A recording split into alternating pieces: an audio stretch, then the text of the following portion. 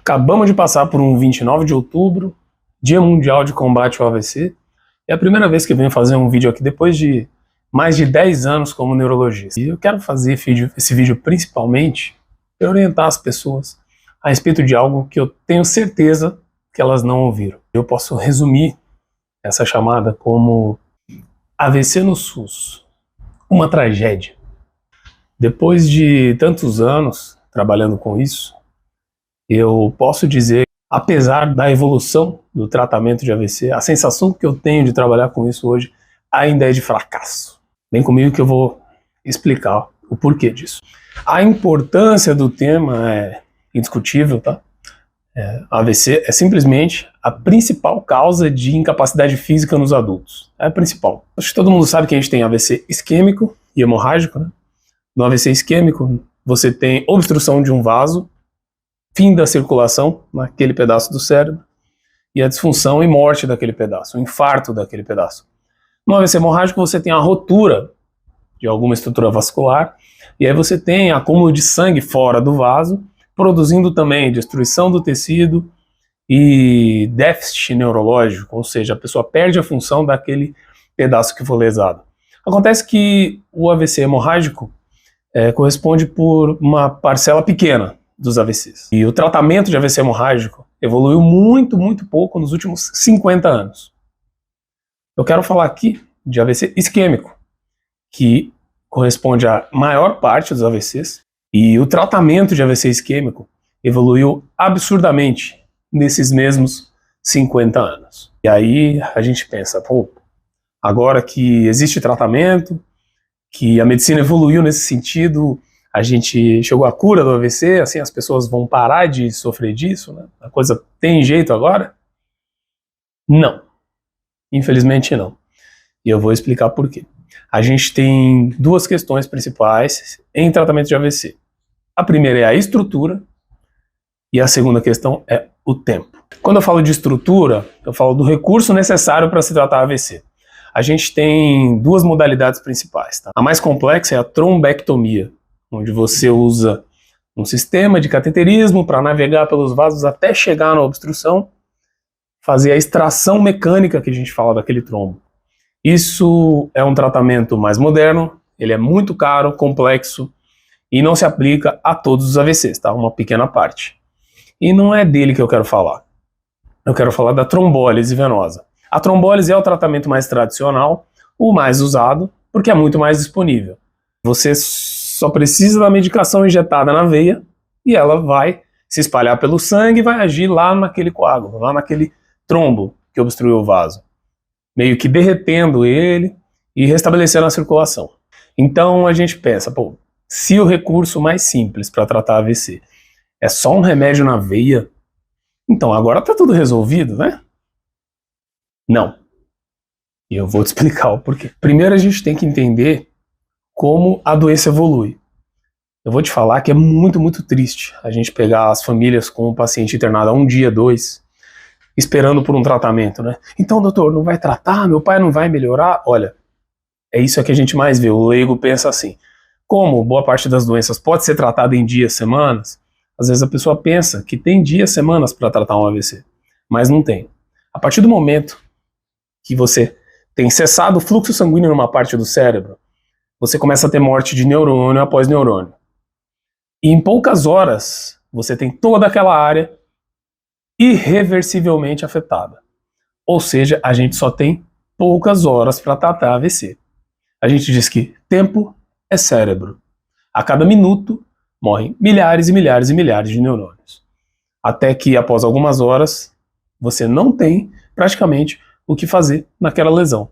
Vai depender tudo de um tratamento longo, uma recuperação longa, com fisioterapia, muitas vezes deixando a pessoa sequelada.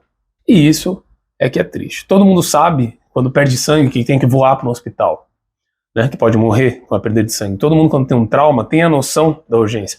As pessoas sabem bem que uma dor no peito pode produzir morte, então elas vão correndo para o hospital. Mas quando elas têm só um formigamento na metade do corpo, quando tem uma perda de força num braço, ou até na metade inteira do corpo, que é uma apresentação comum, uma dificuldade de fala, elas não têm noção da urgência que é isso. E é isso mesmo, vocês têm poucas horas para tratar. E vou te dizer, a gente pode tratar um AVC isquêmico com medicação venosa em até 4 horas e meia. Isso é o que é autorizado, é o que tem evidência de bom funcionamento. Mas na minha experiência, 2 horas. 1 hora de preferência. Os AVCs que tratei, que tive bons resultados, eu tenho certeza que esse resultado só foi bom porque eu avaliei e tratei esse paciente em muito pouco tempo. E aí é que vai entrar a maior diferença. Se você tem acesso a convênio, se você tem acesso a um serviço privado, a um serviço de alta qualidade, assim que você é atendido, você vai ser direcionado para um profissional qualificado, geralmente, o hospital vai ter o recurso, e se você tiver um hospital pequeno, rapidamente esse paciente é transferido para um hospital maior. No sistema privado a gente não tem muito problema. Agora, e no SUS? Você sabe para onde levar um paciente que tem uma suspeita de AVC? Você chama o SAMU? Você leva ele para uma UPA? Isso é o que mais acontece. Agora, você imagina, se a gente tem até 3, 4 horas no máximo para tratar um paciente, você não sabe o que fazer. Você leva ele para uma UPA. Dessa UPA, ele vai esperar uma transferência para um hospital qualificado. Sabe o que vai acontecer? Você não vai ser tratado. O paciente no SUS dificilmente recebe tratamento de AVC. No particular, eu falei, a gente tem um hospital pequeno, um hospital grande, geralmente. Todo mundo que procura urgência vai para um hospital. A gente não tem UPA, a gente não tem UBS no sistema privado. Já no SUS, a gente tem UPA, UBS, Hospital Geral, Hospital Regional, um monte de unidades diferentes, de diferentes complexidades, e cada uma com uma função. E as pessoas não sabem o que fazer quando tem um sintoma. Então eu vou dar exemplos para vocês de lugares que eu conheço muito bem como funcionam. Sempre trabalhei no SUS em Guarulhos. Já fizemos um protocolo de AVC para o município inteiro. Hoje ele não funciona mais. Sabe qual é a chance que você tem, se tiver um AVC no SUS em Guarulhos, de ser tratado? Ela é mínima. Ah, mas você está falando mal de Guarulhos? Mas eu vou dar um exemplo bem maior. São Paulo. Você sabia que São Paulo não possui um protocolo de AVC bem organizado para que o paciente chegue numa unidade e já seja levado para outra e consiga realizar tratamento? Não existe um protocolo bem organizado. Os pacientes não conseguem transferência de uma unidade para outra. Você tem que ter sorte de cair no lugar certo, onde tem médicos que entendem do assunto e tratem AVC. Agora eu vou dar um exemplo bom. Trabalho em São Bernardo numa equipe de tratamento de AVC no Hospital Municipal.